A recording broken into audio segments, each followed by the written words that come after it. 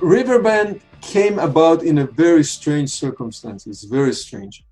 Most of the movies that I was offered to direct, all of them, not most of them, came from legitimate production companies or producers, movie producers, etc. I was with a big agency, CAA. Marty Baum was my agent.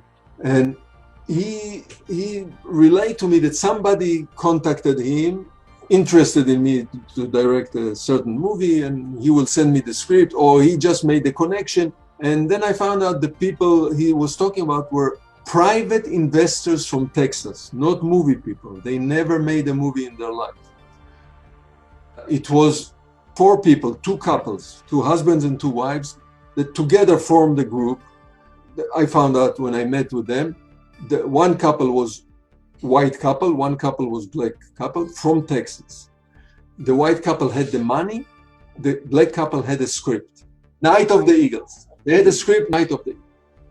At the first moment, I don't know how, somehow they found me. You know, I figured out all those action moves, etc. And they just gave me a script. Basically, they gave me a script. It was a very big script, The Night of the Eagle. More than 160 pages, big script.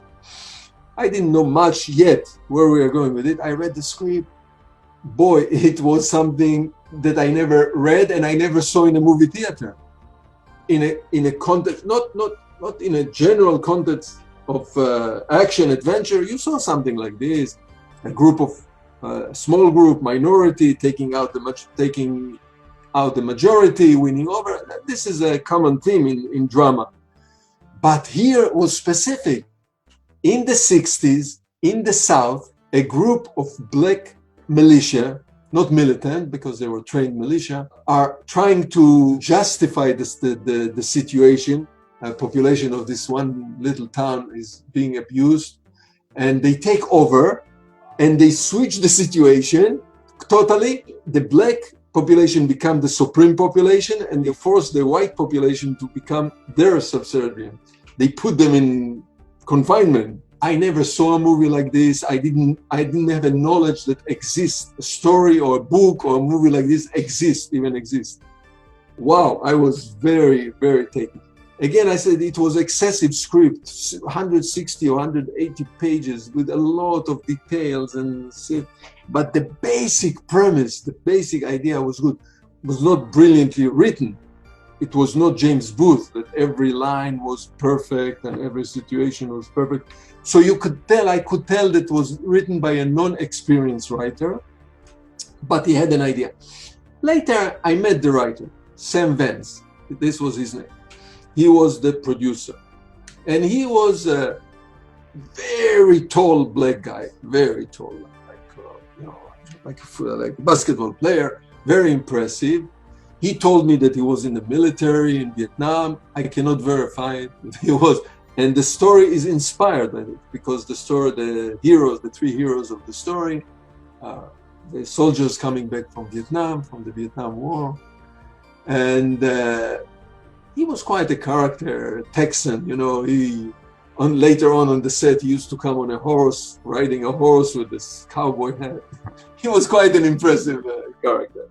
And he pitched charismatic character, and we met eventually. They came here to Los Angeles, the 2 couples, and he pitched me the whole idea. I told him, Sam, I'm sold. Don't worry. I like this script. Eventually, I realized they approached me because I knew Steve James. So they wanted Steve James for the part. Maybe they tried earlier to get a big star and they were not successful before they approached me. But eventually they got their mind set on Steve James. So this was the connection, not because they were crazy about my movies or anything. It was the Steve James, American Ninja connection, and the white couple, the money people. They were very liberal Texan, liberal-minded Texans that made a lot of money in construction, and they decided to spare $2 million or $2.5 million and make this movie that they like as well. It was written by Sam Vance, and they liked it as well. They wanted to do it, and that's how it came about. So there was money. They had one condition: we must shoot it in Texas, which no problem to do. It's a good idea. And they wanted to use as many as Texan people in the production as possible. No problem. Also, Texas is a movie state. It's not a problem. It's in Dallas. And this was the condition. So that's how they presented to me. There was no problem of money, to look for money, because there was money. He was the money. The producer was the money. He had the money. Later on, it caused some problem. When somebody is the producer and is the investor and he's the money and he's the company, he can do whatever they can do whatever they want. So that's how it came about. I approached Steve James. I told Steve James, here is the compensation for the death scene in Avenging Force. If we make this movie, if everything come out, you come out as a big hero, like no question about it. That will erase the memory of dying in Avenging Force. And Steve was very happy about the script. He wanted to do it.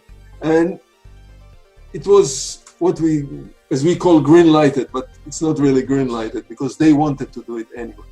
So they had the money was there, the script was there, and we went on the road. We got started.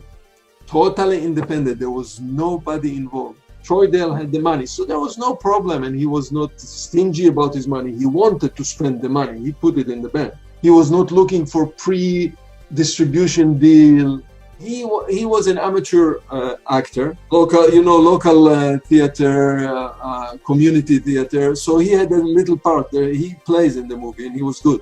He wanted to portray himself in the movie what he really